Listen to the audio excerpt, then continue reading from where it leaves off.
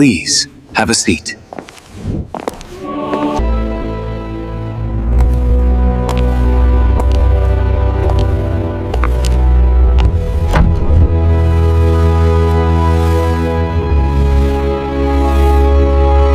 Qui-Gon, what if the destiny you spent your life trusting was never the destination God intended for you? Then I would have to ask whether destiny was ever something I was meant to understand.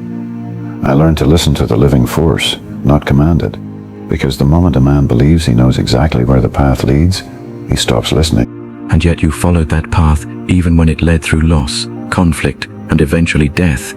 Tell me, Qui-Gon, was that trust, or was there a part of you afraid to admit that you might be wrong? Both can exist in the same heart. I've never believed wisdom meant having every answer. Sometimes wisdom is recognizing that the answer you want is not the answer the moment is giving you. That is a difficult truth. Many people call something destiny, when what they really mean is, I cannot bear to believe my suffering was meaningless. Have you ever wondered whether your faith in the Force was partly a way of giving meaning to the things you could not control? Of course I have. But meaning does not become false simply because it comforts us. I have watched people die because they believed they could control everything. And I have watched others find peace because they accepted that life was larger than themselves. Acceptance can be beautiful, but it can also become an excuse. There is a difference between surrendering your will and surrendering your responsibility. Then perhaps that is where the Jedi often failed. We taught ourselves to release attachment, but sometimes we confused detachment with love. I cared deeply for those I protected, and that caring made every decision heavier. Love always makes responsibility heavier. If you had cared less, your choices might have been easier. But tell me, when you stood against those who threatened others, were you fighting because you believed it was your destiny, or because you believed someone had to stand between the innocent and destruction? Because someone had to stand. Destiny may reveal the road, but it does not absolve us of choosing how we walk it. A man cannot point toward the stars and say, "The Force made me do it," after he has chosen to hurt another. Then you understand something many people struggle to accept. Being guided does not mean being excused. You still carry your choices. Yes, and that burden is why leadership can be so lonely. Everyone sees the decision, but few see the night spent wondering whether one mistake destroyed everything you were trying to protect. I know that loneliness, a leader can stand surrounded by thousands and still feel as though no one has entered the place where his heart is breaking. But Qui-Gon, when you remember your failures, do you see them as proof that you were unworthy, or as wounds that taught you compassion? I used to see failure as evidence that I had not listened closely enough. Now I see something more painful. Sometimes you can listen sincerely, choose with good intentions, and still lose someone you love. And what did that loss teach you? That love is not proven by how tightly we hold someone. Sometimes love means accepting that we cannot protect everyone. Sometimes the person you would give your life to save still walks a road you cannot walk for them. That sounds like surrender. It is. But surrender is not the same as giving up. A river surrenders to the shape of the earth and still reaches the sea. Beautifully said. But what if God asks you to walk somewhere the river would never choose? Then I would have to decide whether I truly trust God or merely trust the path I already understand. And which frightens you more, Qui-Gon? The possibility that your destiny may be wrong, or the possibility that God may ask you to abandon it? The second, because I can question a path. But surrendering it means admitting that something greater than my wisdom may have been calling me all along. Then perhaps the deepest question is not, what is my destiny? Perhaps it is, whose will am I willing to follow when destiny no longer makes sense? And if I discover that the will of God demands something I cannot understand, then you will have reached the place where faith begins. I have spent my life teaching others to trust what they cannot see. Yet standing here, I wonder if I have ever truly understood surrender. We've some sea comes, and surely at a line says to wind. Perhaps you are closer than you think. Then tell me, Jesus, if I had another chance to change the choices that led to my death, would God ask me to choose differently? Before I answer that, Qui-Gon, you must first tell me something you have never been willing to admit. What? Were you truly at peace when you died?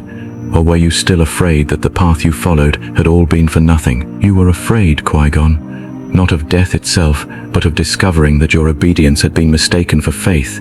Yet tell me honestly, when you looked into the eyes of those you could not save, did you ever wonder whether the Force had abandoned you? Yes.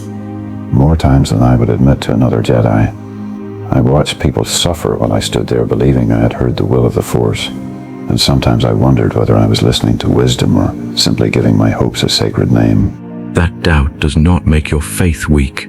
Sometimes doubt is the wound left behind when a sincere heart encounters a world it cannot explain. You were never asked to understand every sorrow, Qui-Gon. You were asked to remain faithful without allowing sorrow to turn your heart to stone. But there were people I failed. A young boy whose future was uncertain. A student who needed guidance. Lives caught between powers greater than themselves. I told myself I was following the greater path, yet part of me still wonders whether one more moment, one different decision could have saved them. Regret often disguises itself as responsibility. It whispers, if only you had been wiser, faster, stronger, they would still be here. But you are not God, Qui-Gon, and you were never meant to carry the weight of every life upon your shoulders. I know that in my mind. My heart has never been so reasonable. A Jedi is trained to protect others, so when someone dies under your watch, the question follows you. What was the point of all your training if you still could not save them? Perhaps the point was never that you would save everyone. Perhaps it was that when darkness came, someone would still choose to stand beside the suffering rather than turn away. Then my victories were smaller than I imagined. Not victories over enemies, but moments when someone felt less alone because I remained beside them.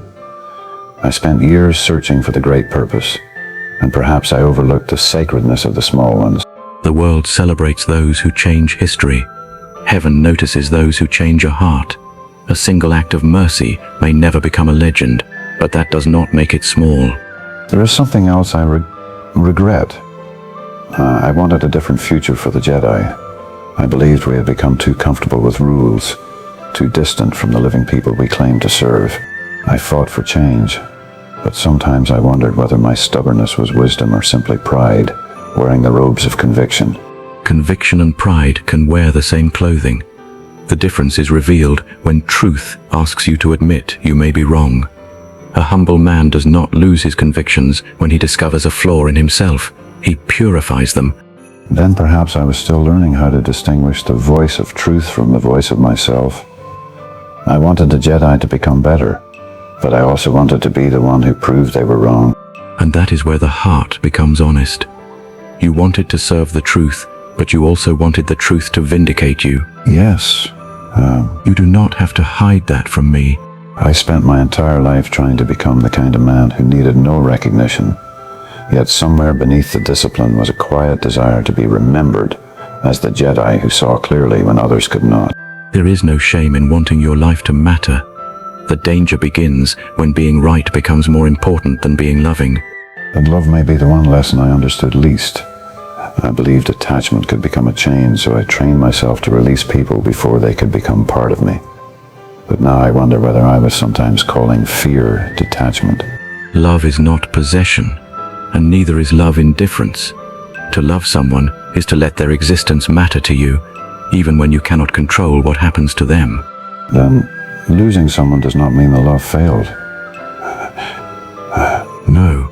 Sometimes the deepest proof that you loved someone is that their absence still hurts. I have carried the pain of those I lost as though suffering were a debt I owed them. Perhaps I believed that if I stopped hurting, I would be betraying their memory. Grief does not ask you to suffer forever to prove that you cared.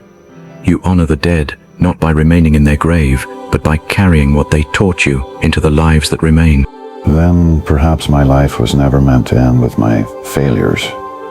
Perhaps the people I could not save were not the final chapter of what I gave them. Exactly. Your life is not measured only by what you finished. Sometimes God measures a life by what it set in motion. I thought destiny meant discovering what was already written. but perhaps it means becoming faithful enough to write the next line with courage. Now you are beginning to see, my Myo. But there is still one fear I cannot silence.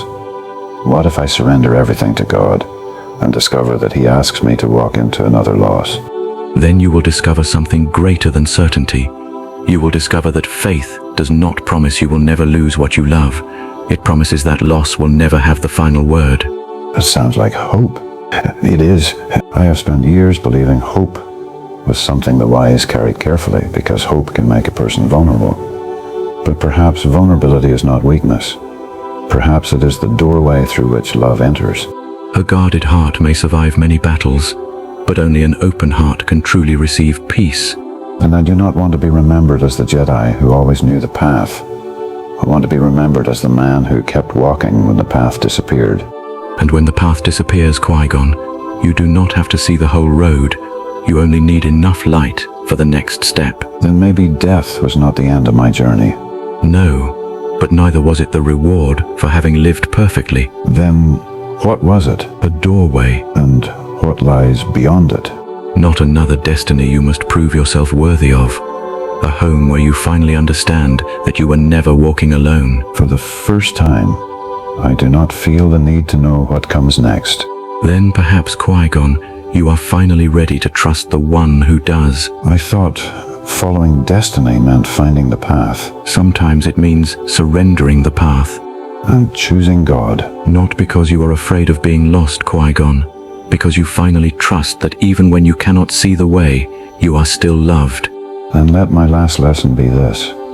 I do not need to know where the road ends to take the next step. And you will not take it alone.